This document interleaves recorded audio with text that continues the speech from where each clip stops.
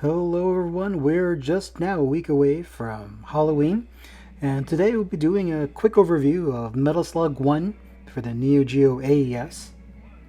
Of course, the seminal Metal Slug Super Vehicle 001 is a run and gun platform shooter, definitely developed by Nazca Corporation, which of course was then published by SNK for the Neo Geo console, and of course the arcade platform way back in 1996. This game starts the series where it's very well known for its excellent frames of animation, fast-paced action, sometimes a little bit of slowdown, depending, of course, on how many sprites are going on screen.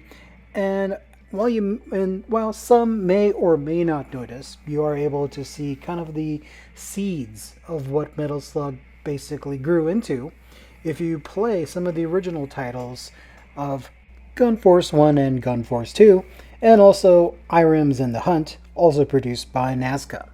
In this game, you do have 6 stages and 3 characters to choose from.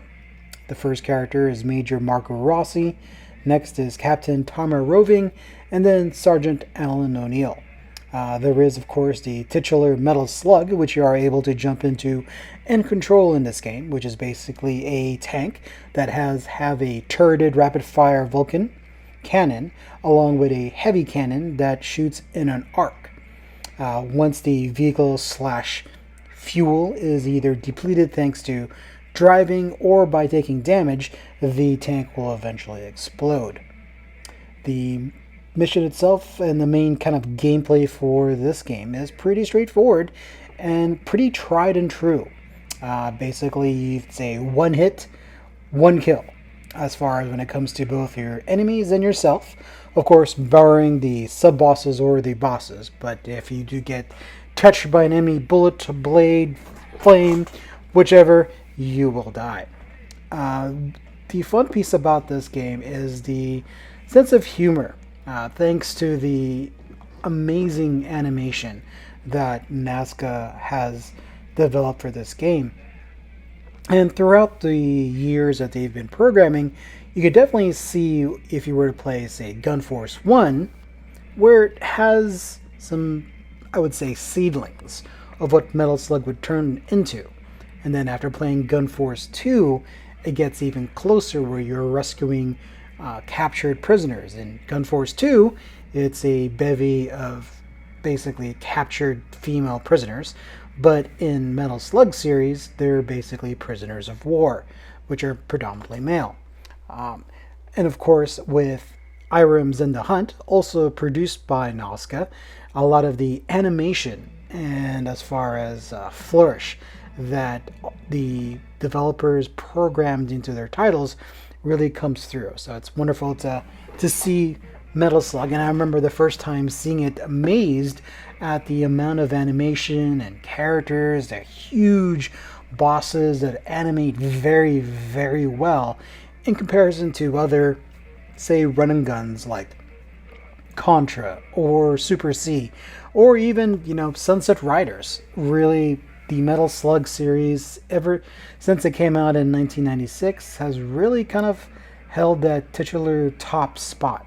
I can't think of too many other run and guns that have this level of animation, care, and really planning. And the first one is amazing for it.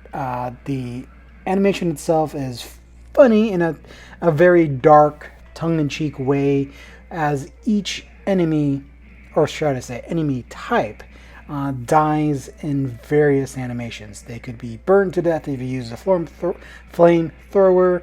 You could use rocket launcher to kill them, machine guns, etc., or even using a close quarters combat knife, and it would be animated as well.